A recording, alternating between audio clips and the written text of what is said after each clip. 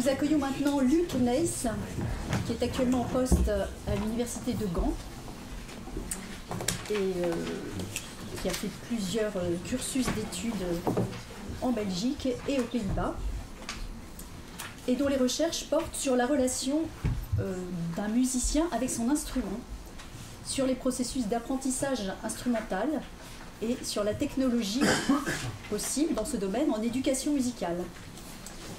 Il a notamment créé une machine, la Music Paint Machine, qui a reçu le prix April, meilleur projet de recherche et de pratique en 2012. Il est régulièrement invité comme conférencier à des séminaires pédagogiques internationaux.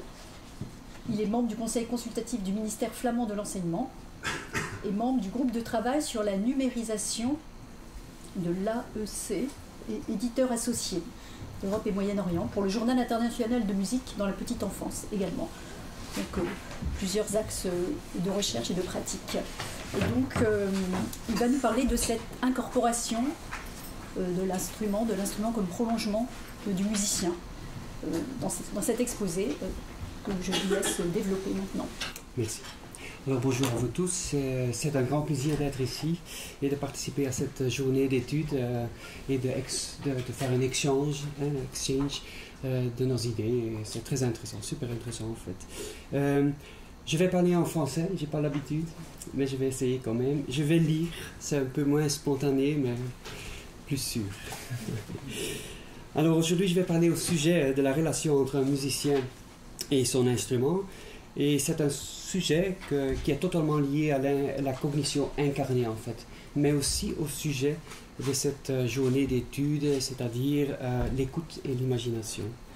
Alors voici le raisonnement de ma présentation. Donc l'expressivité musicale résulte pour moi d'un processus d'attraction et répulsion entre une performance préparée et actuelle. Donc aussi, moi, je suis dans le domaine plutôt musique classique avec une partition et tout, donc pas le jazz ou le pop.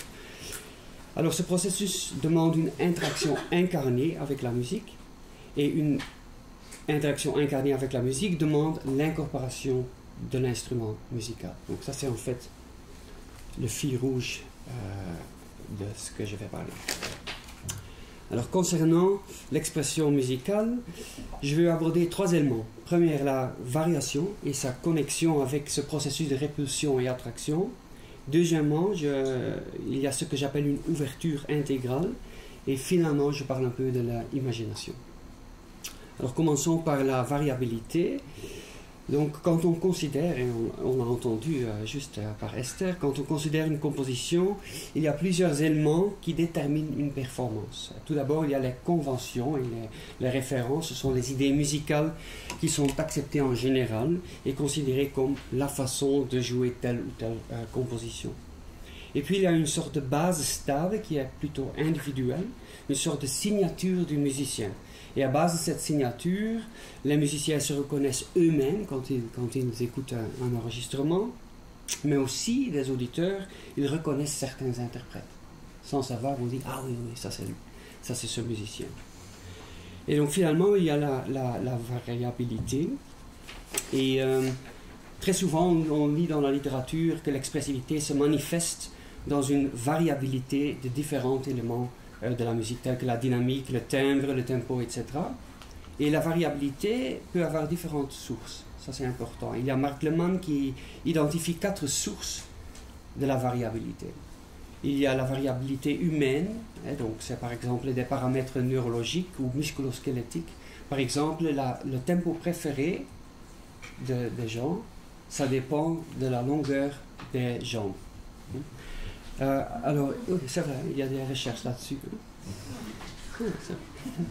Et il y a la variabilité de l'instrument, on sait ça, et l'instrument réagit différent dans les différentes salles, la température et tout ça. Il y a la variabilité musicale qui concerne l'expérience auditive de l'individu. Et puis il y a la variabilité du contexte qui concerne les éléments liés à la salle de concert, la température, les caractéristiques acoustiques, etc. Donc ça, c'est Mark Leman et les sources de la variabilité. Il y a Patrick Suslin introduit une différence entre la variabilité expressive intentionnelle, si c'est préparé ou inattendu, mais intentionnelle, et c'est toujours signifiante pour la communication. Alors deuxièmement, il y a la variabilité non intentionnelle. Et ça, c'est lié par exemple à ce que Marc Lemann dit sur la variabilité de l'instrument et la variabilité humaine. Mais la variabilité non intentionnelle résulte donc des compétences du musicien, des caractéristiques, c'est difficile, caractéristiques de la salle, etc. Alors pour moi, la variabilité résulte en fait d'une interaction expressive avec la musique et du processus de signification musicale, donc sens musical, qui se développe dans l'interaction dynamique avec l'environnement musical qui est créé pendant la performance. Et le sens musical que le musicien construit se cristallise dans un modèle interne. Et je vois, suivant Chaffin aussi, je vois ce modèle comme un matrix d'éléments techniques, structurels, interprétatifs et expressifs. Et tous ces éléments sont de nature sensorimoteur et ils sont liés à des couplages d'action et perception. Ça c'est important, les couplages d'action et perception, je vais parler plusieurs fois de ça. Donc, on prépare, on a un modèle interne, mais de l'autre côté, chaque performance est différente à cause des contraintes et possibilités d'une situation de performance particulière. Donc par exemple, il y a l'acoustique de la salle, de nouveau, les relations avec le public aussi, ça c'est très important. Et tout ça, ça peut limiter les possibilités du musicien ou bien inviter, même inspirer, de dévier du plan, donc de la performance préparée, et donc d'adapter la performance en introduisant des nouveaux éléments techniques, structurels, interprétatifs ou expressifs.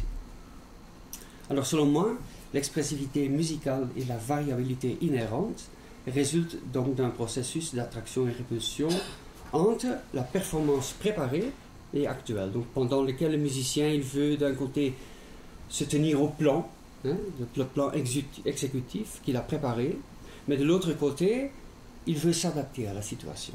Parce qu'il est sollicité par les nouveaux éléments qui se présentent, c'est-à-dire aux contraintes et possibilités de la situation. Donc il y a par exemple le public, moi je vous regarde, et je vois si je dois m'adapter, par exemple, ou si je ne parle pas assez fort, je peux adapter. Donc en musique, une certaine salle qui a des possibilités acoustiques qui me permettent à vraiment aller très doucement jouer, mais peut-être une autre salle, je ne peux pas le faire. Bon. Donc ici vous voyez comment je vois ça, il y a le modèle interne et j'appelle ça la ad hoc intentions, donc la variabilité intentionnelle. Il y a le musicien qui a sa relation avec la musique et il y a ce processus d'attraction et repulsion entre les deux. Est-ce que je me tiens au plan ou est-ce que j'adapte? Mais pour pouvoir être sollicité, et je utilise le mot sollicité particulièrement, et je réfère au travail de Rietveld, qui fait une différence entre affordance et sollicitation. Donc pour pouvoir être sollicité par de nouvelles possibilités performatives, il faut évidemment une sorte d'ouverture à ces possibilités. Ce n'est pas évident. C'est-à-dire, au lieu de seulement faire attention aux 6 éléments nécessaires pour surveiller, monitor, la performance, le musicien doit être ouvert à des éléments nouveaux, soit corporels, soit dans l'environnement. Et alors, ces éléments qui peuvent inviter à adapter la performance aux contingences circonstancielles. Et s'il y a les couplages d'action et perception qui sont très importants parce qu'ils permettent d'anticiper les résultats d'une action et ainsi surveiller, mais aussi de coupler une action adéquate aux éléments qui se présentent, c'est-à-dire une nouvelle idée expressive interprétative. Mais évidemment, tout va très vite quand on est en train de jouer sur scène, et donc tout doit aller automatiquement. Alors là, je veux bien coupler ou lier tout ça au body schema. Je n'ai pas le temps d'aller très profondément à ce concept, mais les couplages d'action et perception, c'est une sorte de collection de ces couplages, et ça c'est le body schema, associé donc avec une certaine activité.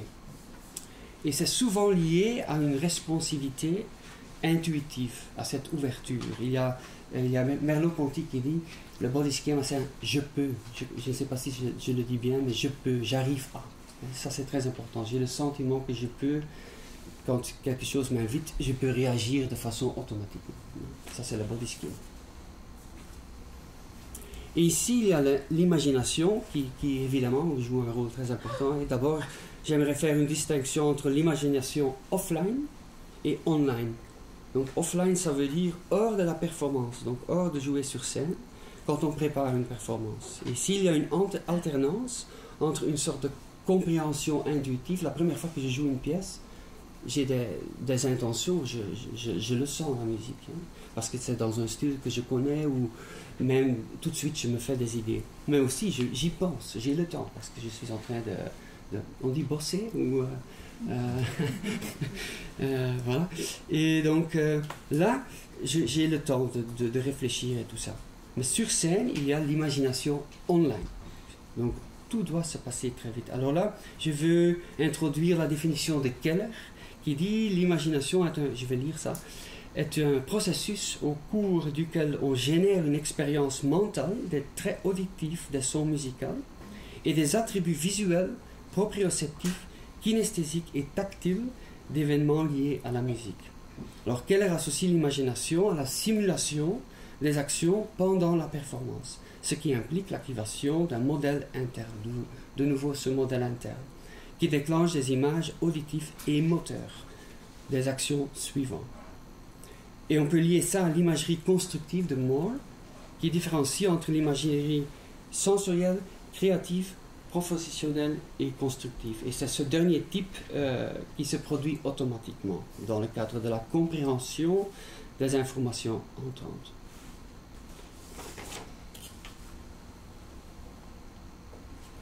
Alors le processus d'attraction et répulsion, l'ouverture intégrale et l'imagination ne peuvent avoir lieu, selon moi, que quand le musicien engage dans une interaction particulière, c'est-à-dire une interaction incarnée.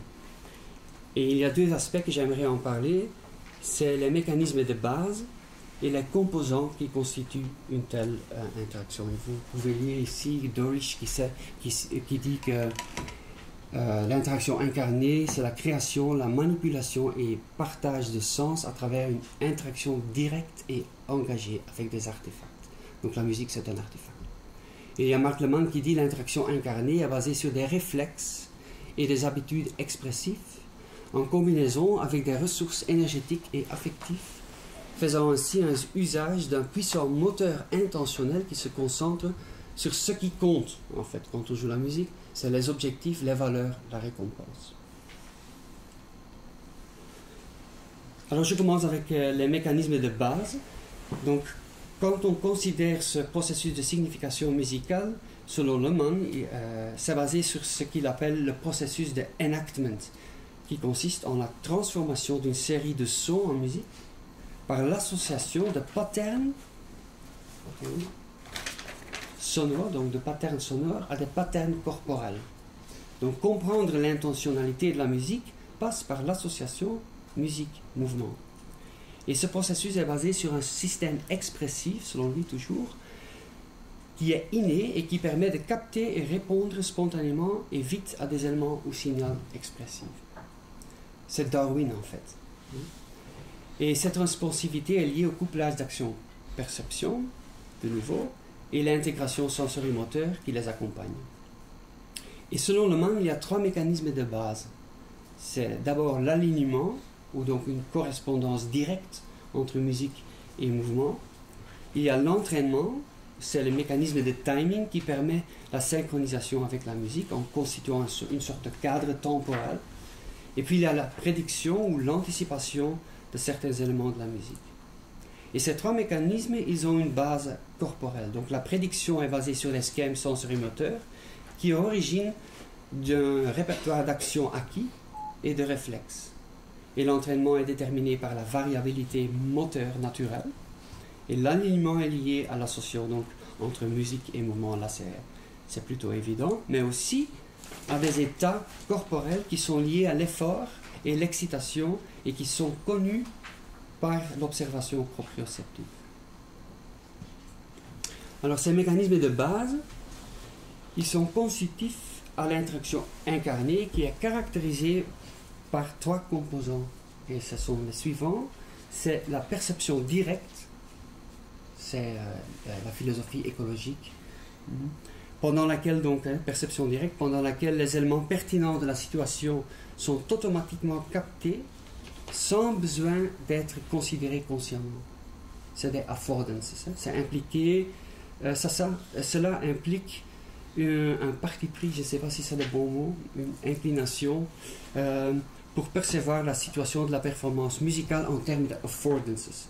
Il est important de noter que dans la perception, la sélection et le traitement de certains affordances dépendent de l'incarnation des connaissances, des compétences et de l'expérience.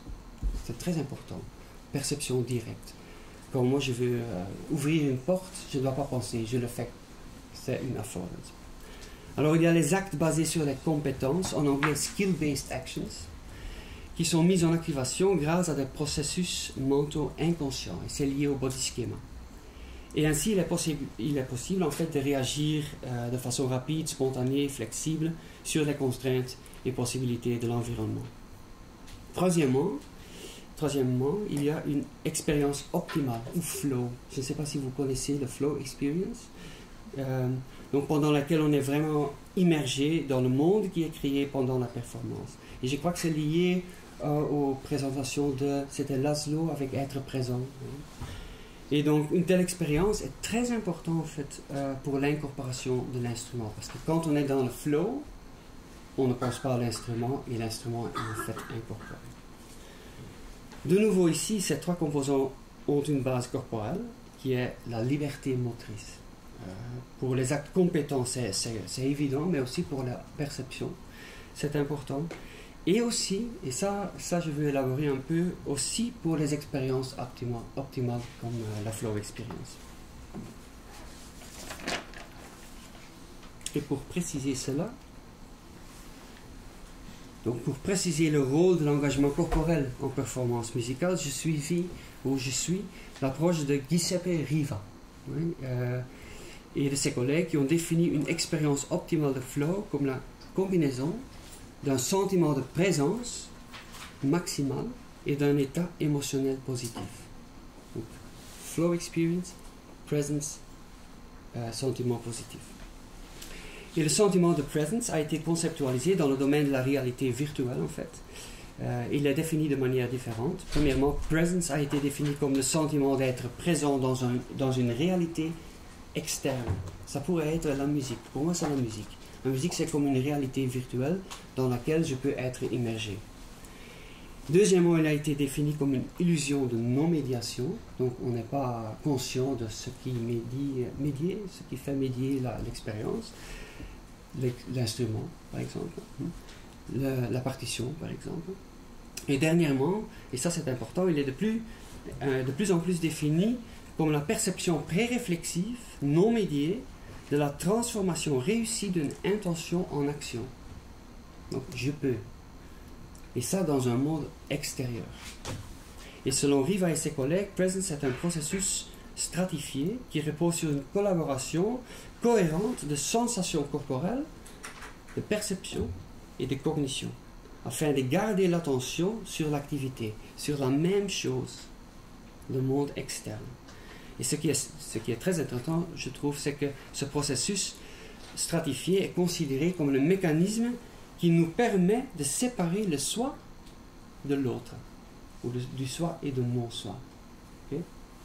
Et ces trois strata, ou trois couches, sont appelées proto-presence, core presence et extended presence. Et ils sont structurés de manière hiérarchique en suivant la relation hiérarchique entre les niveaux de soi de Damasio. Vous connaissez Antonio Damasio, donc il a 3 niveaux de conscience. Et ils peuvent être liés à ces 3 niveaux de presence, ce qui est très intéressant. Et cette approche en strata ou en couche est très intéressante car elle souligne en fait l'importance des sensations corporelles pour une expérience émergente. Parce que quand on regarde la littérature sur la flow experience, il y a 2 choses qui sont souvent traitées comme évidentes. Et ça, c'est le rôle des médiateurs. Et ça, c'est le corps. Et moi, je trouve pas du tout que c'est évident. Et pour élaborer ça, j'utilise le concept de presence.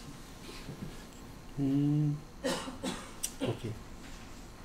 Pour élaborer l'importance en fait du corps et de l'instrument, on va voir ça après, donc c'est pas beaucoup de théorie, mais ça va devenir clair après. Mais proto-presence concerne la sensation corporelle de quelque chose qui affecte la frontière entre soi et le non-soi. Et tout ce qui a le plus d'impact devient le contenu de proto-presence. Et quand quelque chose devient le contenu de proto-presence, ça va au core presence, ça va au extended presence. Alors, est-ce que c'est la musique ou est-ce que c'est l'instrument? Pour élaborer ça, j'utilise Metzinger, parce que Metzinger, qu'est-ce que ça veut dire, avoir un impact sur le corps? Alors il y a Thomas Metzinger, c'est un neurophilosophe, qui fait une différence entre différents niveaux d'embodiment ou d'incarnation. Le premier niveau d'incarnation, c'est le niveau morphologique, et ça concerne les caractéristiques morphologiques et mécaniques du corps, et la manière dont elle façonne l'interaction avec le monde. C'est plutôt réactif. Quand on met une planche comme ça, et deux planches qui sont connectées, et on les met là-dessus, c'est comme s'ils se promènent. Mais il n'y a pas de cerveau. C'est plutôt réactif. C'est une connexion entre deux systèmes, sans le cerveau. Mais ça marche, c'est réactif. Le deuxième niveau, c'est le niveau fonctionnel, qui consiste à modéliser ses propres interactions morphologiques avec le monde, à estimer la qualité des relations entre input et output. Je ne sais pas en français, entrée, sortie, Google, mais c'est pas bien. Et donc input-output du premier niveau. Donc il faut regarder, quand moi je réacte à l'environnement, j'ai plusieurs possibilités. Alors quelle possibilité est-ce que je vais choisir? C'est aussi évolutionnaire, hein, parce que je dois bien choisir, sinon je suis... on me mange. Donc c'est vraiment une chose évolutionnaire. Alors le troisième niveau, c'est le niveau phénoménologique, et ça concerne la manière dont le corps est percipié subjectivement. Donc la façon dont il est vu, vécu, les émotions, les souvenirs qui le concernent, mais aussi la façon dont le corps est conceptualisé. Ça c'est important dans la musique. Comment est-ce qu'on conceptualise le corps? Parce que parfois on dit ne bouge pas quand tu joues ton instrument. Mais d'autres disent tu fais ce que tu veux. Mais il y a sur la technique aussi, on a des différentes vues sur comment il faut utiliser le corps. Ça c'est plutôt le niveau phénoménologique. Et ça c'est le niveau du body image. Le niveau fonctionnel c'est le niveau du body scheme. Ça c'est plutôt quelque chose d'anonyme. Le body image, c'est ce qui est à moi. Je suis là. Donc je suis un certain corps, j'utilise mon corps d'une certaine façon et j'ai un corps. Bon, maintenant on a toutes ces théories-là. On peut en fait parler de la relation entre musicien et instrument de musique. Parce que, comme vous vous rappelez, j'ai demandé la question, qu'est-ce qui a le plus d'impact au corps? Est-ce que c'est la musique ou est-ce que c'est l'instrument? Et l'instrument, en fait, peut bloquer tous ces processus dont j'ai parlé. Donc, l'entraînement, l'alignement, la prédiction et tout ça, ça peut être bloqué par l'instrument. Je ne sais pas si j'ai le temps. Hein, mais... 24 minutes déjà. 24 minutes je vais finir. Je vais juste montrer ça. Quand on prend la clarinette, juste le bec, et je demande aux étudiants de se promener, ça va. Hein? Et dès que je leur demande de souffler en même temps, ils vont comme ça. Donc, il y a les degrés de flexibilité qui se gèlent ou fixent. Et donc, ça c'est important parce que l'instrument peut avoir une influence sur tous les trois niveaux d'embodiment ou d'incarnation. Et dès que l'instrument entre en conscience, l'instrument est quelque chose d'extérieur. Si ça reste hors de la conscience, c'est le soi. Donc ça c'est en fait l'idée. Et voici, pour terminer, vous pouvez lire une très bonne quotation de Rostropovitch.